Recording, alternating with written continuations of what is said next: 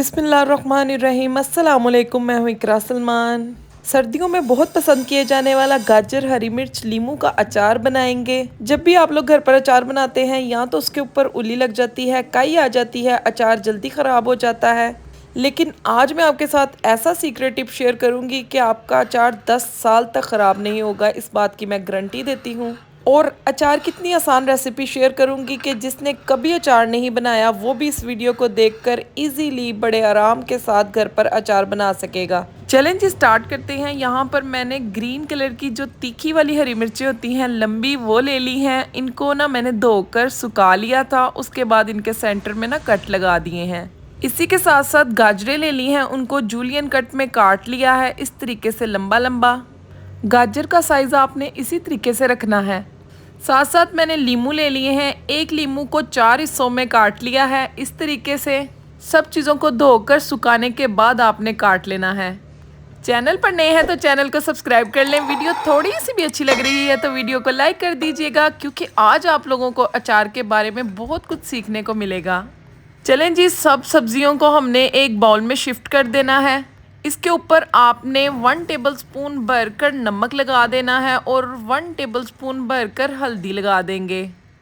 नमक हल्दी लगाने के साथ इनके अंदर से जो भी सब्जियों का पानी होगा वो निकल जाएगा। इनको ना नमक और हल्दी लगाकर आपने कम से कम 3 से 4 घंटे और ज़्यादा से ज़्यादा ओवरनाइट रख देना है।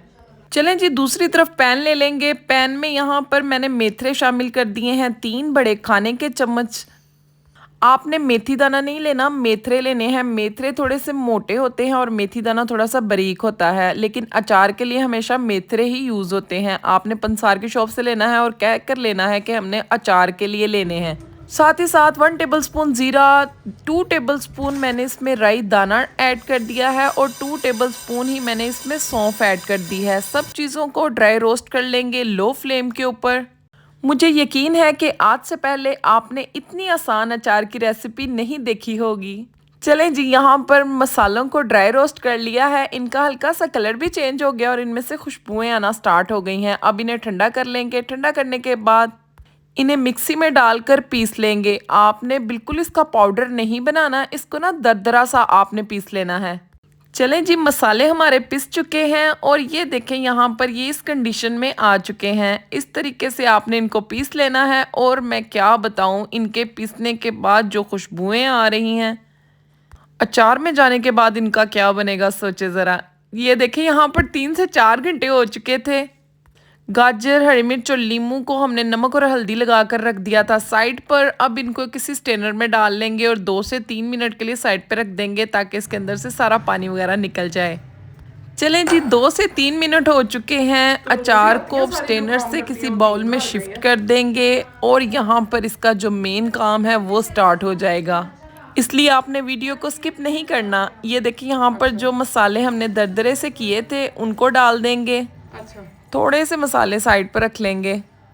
उसका क्या करना है ये मैं आपको आगे चलकर बताती हूँ। 1/2 टेबलस्पून कलवंजी ऐड कर देंगे। कलवंजी को ड्राई रोस्ट नहीं करना और पीसना बिल्कुल नहीं, क्योंकि ये थोड़ी सी कड़वी होती है, तो इसके साथ ना मसाले में कड़वाहट शामिल हो जाएगी। इसी के साथ साथ 1/2 टेबलस्पून कुटी लाल मिर्चें, 1/2 टेबलस्पून पिसी लाल मिर्चें, थोड़े से साबुत काली मिर्चों के दाने ऐड कर देंगे और यहाँ पर मैंने चॉप किया हुआ लहसुन ऐड कर दिया है। तकरीबन 4-5 लहसुन के जवों को चॉप कर लिया है।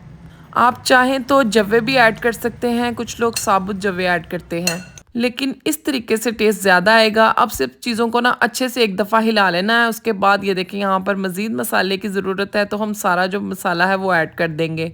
आपने परेशान नहीं होना कि मसाला ज़्यादा है। मसाला जितना भी ज़्यादा होगा ना, इसके बाद हम इसके अंदर जब हरी मिर्च, गाजर, लीमू वगैरह ख़त्म हो जाएगा, मज़ीद साथ साथ ऐड उसी मसाले में करते जाएंगे। चलें जी, इसी के साथ साथ इसमें 1/2 टेबलस्पून हल्दी ऐड कर देंगे। 1/2 टीस्पून के करीब नमक ऐड कर देंगे। हल्दी ऐड करने की वजह से इसकी जो शेल्फ़ लाइफ है वो बढ़ जाएगी और अचार ख़राब नहीं होगा। एनीवेज़, यहाँ पर मेरे पास ना शीशे की डब्बियाँ हैं इस तरीके की। आपके पास प्लास्टिक का कोई जार है, आपने एयर टाइट जो कंटेनर है वो ले लेना है, चाहे प्लास्टिक का हो चाहे शीशे का हो। चलें जी, अब इसके अंदर शिफ्ट कर देंगे। अब आप सोच रहे होंगे कि यहाँ पर सरसों के तेल का तो कोई काम नहीं किया, तो ये भी मैं आपको बताती हूँ कि सरसों का तेल कब ऐड करना है। चलें जी, कंटेनर मैंने इस तरीके से भर लिए हैं। अब सरसों के तेल को मैंने हल्का सा गरम कर लिया था, गरम करने के बाद ठंडा कर लिया है। चलें जी, यहाँ पर अचार को है वो जार में भर लिया है। एक बड़ा जार भर लिया है और एक मैंने छोटा भर लिया है। ये देखें माशाल्लाह से कितना खूबसूरत लग रहा है। अब है इसके अंदर सरसों का तेल ऐड करने की बारी। यहाँ पर जब आप भर लें तो इसके अंदर ठंडा किया हुआ सरसों का तेल ऐड कर दें। आपने सारे अचार को डिप कर देना है सरसों के तेल में। अगर आप तेल में अचार को डिप रखेंगे ना तो कभी भी इस पे काई नहीं लगेगी, कोई उल्ली नहीं लगेगी, कभी आपका अचार ख़राब नहीं होगा। चलें जी, आई होप आपको अचार बनाने की मेरी तमाम टिप्स एंड ट्रिक्स बहुत अच्छी लगी हों। अच्छी लगी हैं तो वीडियो को लाइक, चैनल को सब्सक्राइब कर दें। प्यारे प्यारे से कमेंट कर दीजिएगा। फैमिली फ्रेंड्स के साथ इस रेसिपी को शेयर कीजिएगा। इजाज़त चाहती हूँ। अल्लाह हाफिज़।